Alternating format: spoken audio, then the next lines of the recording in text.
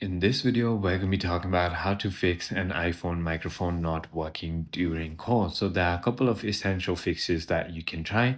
A standard restart can also resolve many problems. So if you haven't tried it already, try to press and release the volume up and then the down button and hold the side button until the Apple icon appears.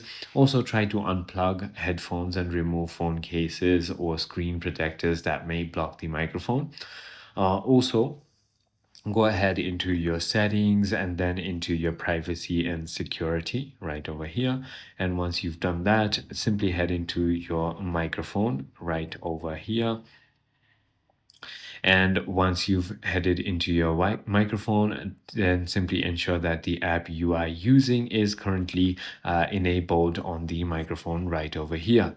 Also, try to go ahead and turn off Bluetooth in the settings to ensure audio is not routed to a disconnected headphone, and so on. If none of those work, then try contacting the Apple support. I hope this video clarifies everything for you. If it did, hit that like button, and I'll see you on the next one.